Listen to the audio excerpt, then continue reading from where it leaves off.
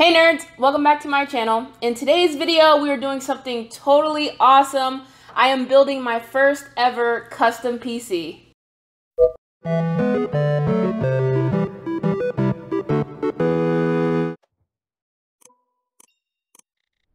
So like I said, this is gonna be my first PC build. When I first got out of college, my best friend and I both wanted to build PCs. We started looking up prices and parts and all this stuff, and the prices were just too much. Even with my engineering salary, the bills and the student loans are out the wazoo. So I put it on pause, bought the third-hand computer I showed you guys previously, and then kept it pushing. But now my computer's dead, so it's time for me to build my own personal rig.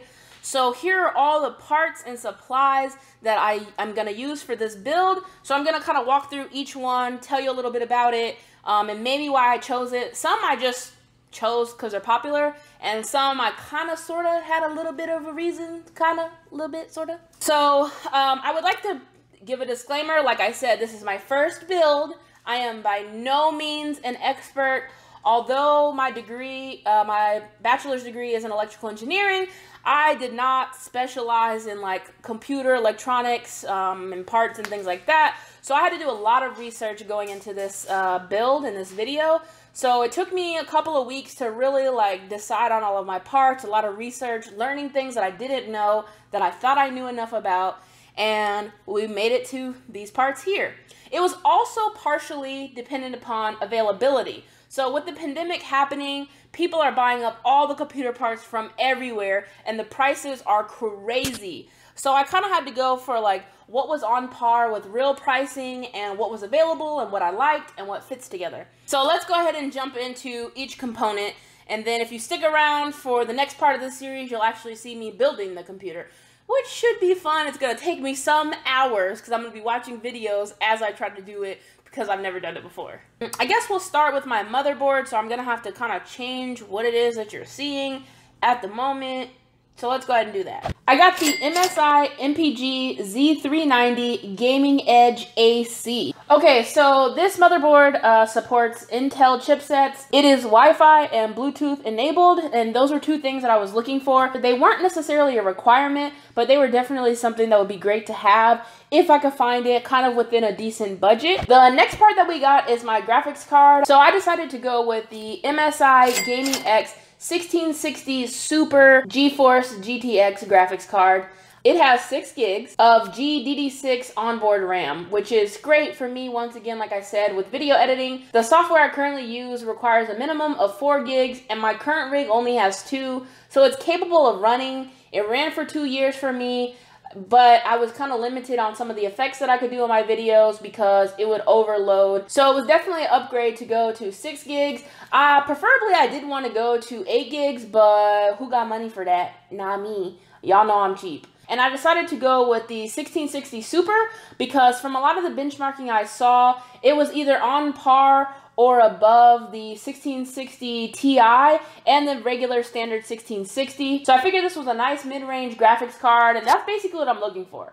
Because I'm doing a custom build, I don't want the lowest end, but I also don't need the highest end because that'd just be overkill for what I do. Next, for my CPU, I decided to go with the Intel 9th generation i7 970K. This is overclockable. I don't really plan to overclock it because I don't know much about that. Next, we're gonna go ahead and check out the RAM. I got 2 sticks of 16 gig RAM, rated at 3200 megahertz. Not 100% sure what that means exactly a little bit, but that wasn't super duper important.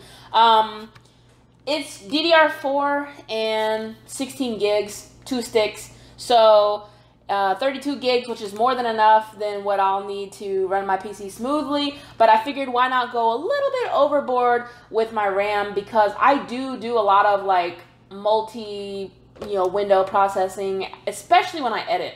I like to have one screen with my editor, one screen playing something on like Hulu or YouTube, and then maybe a bunch of tabs in the background to edit my thumbnail and some other software. So I have a lot of things running usually when I'm editing. So, you know, the more RAM, the better. So with all of these awesome parts that I got, I need some awesome cooling to keep this bad boy running, because my current rig, when it gets to revving, it sounds like a car engine. For my cooling, my main component is my water cooler.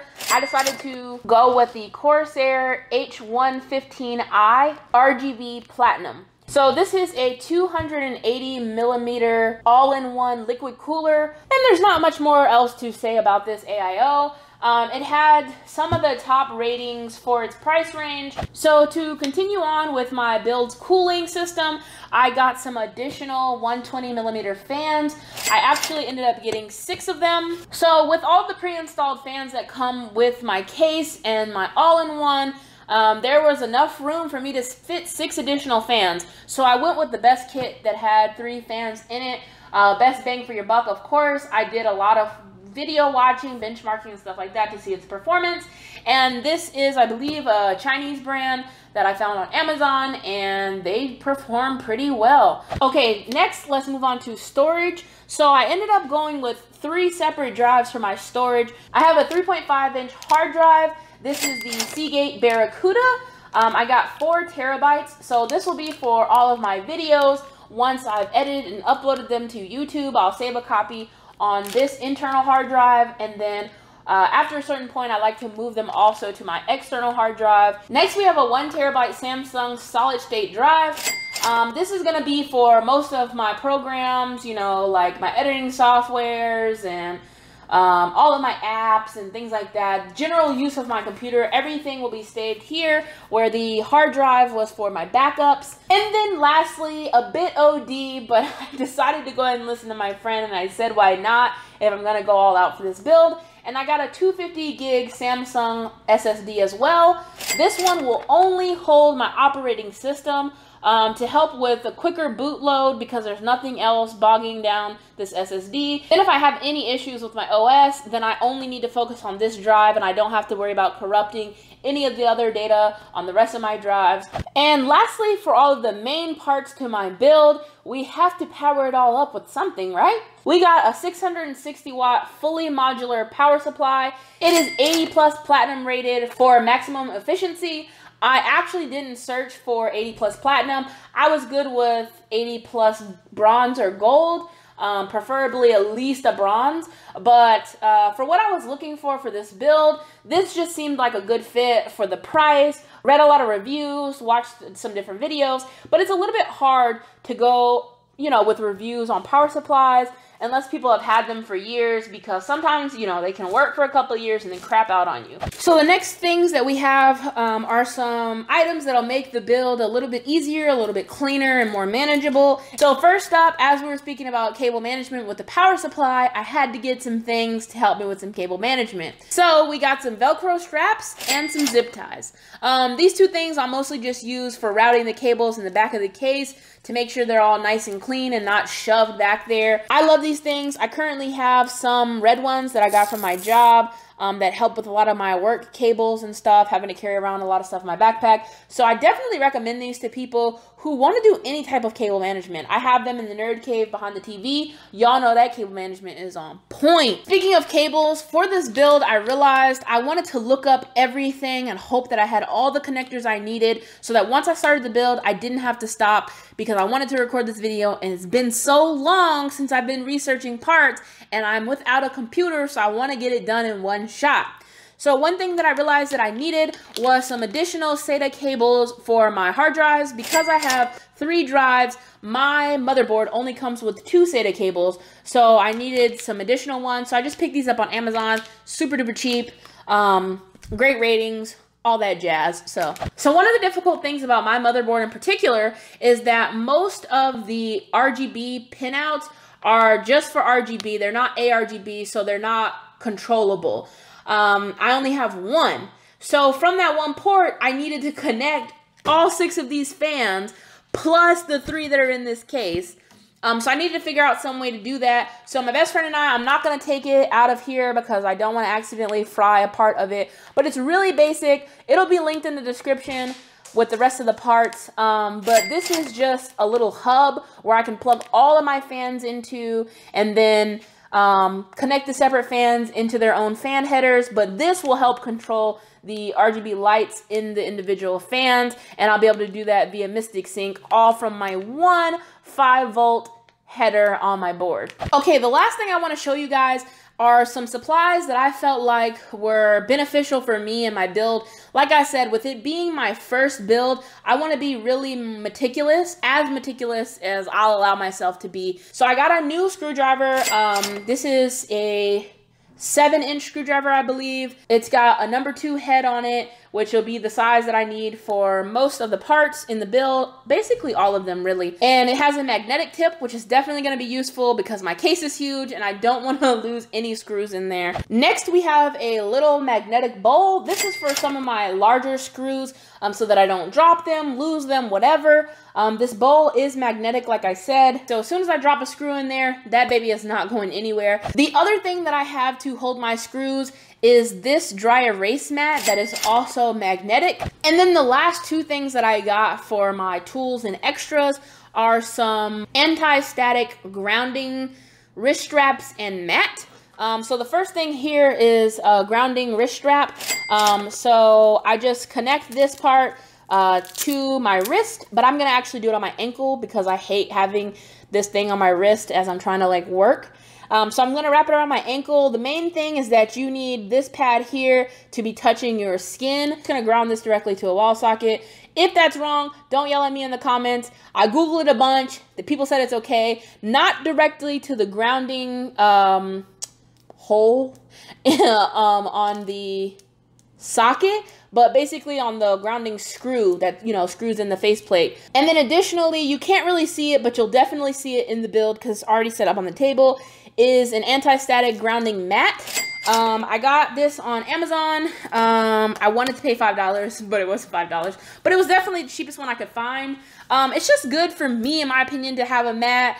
I don't need any of these anti-static things, but again, being anal, first build, don't want to zap something, don't have a warranty. Okay, the last thing, and one of the most important pieces, pretty much like everything else though, to be honest, is the case. I went with this monster bad boy right here. This is the Thermaltake View 51 ARGB in black. They also have a Snow White edition, but I love black everything. My whole house decor is black and wood. So I decided to go with this case because one of the biggest things that I wanted was a tempered glass side panel so that I can see all the beauty of my build and my fans inside of my case. This one actually has 3 glass panels, one here on the side, one on the top, and one on the front. So like I said, in this case, glass side panels, and I can mount my radiator on the back panel here, where the motherboard, right next to the motherboard, so I can fit up to 3 120mm fans, but my radiator is only 280, so there'll still be a little space in there, and I can kind of adjust it how I need to. And this case also comes with a bracket for vertical GPU mounting, but I decided, at least for right now, I don't want to vertically mount my GPU. I'm just going to go with the standard horizontal. Oh, and as you can kind of see, this is the grounding mat that I was talking about. I got one large enough that'll fit my case when it's laying flat. Again, it'll be linked in the description. It's not the thickest or the best out there. Cheap. Wasn't trying to pay $75 just for a mat for this one-time build. So those are all the parts that I got for my first build. Hopefully I didn't miss out on purchasing something because this build is about to go down right after I do this outro. But that's gonna do it for me in this video, guys. If you like this video, feel free to hit that thumbs up button down below, and while you're down there, let me know in the comment section, have you ever built your own custom PC, and are you excited for the next video where you see me building it, and then the next video where you see me setting up my desk? Huh? Are you? If you're new to my channel, make sure you hit that subscribe button so you can stay in the know of all the nerdy, and hit that bell notification, and be sure to share this video and my channel with anybody that you think may enjoy. But as always, guys, remember, keep it nerdy.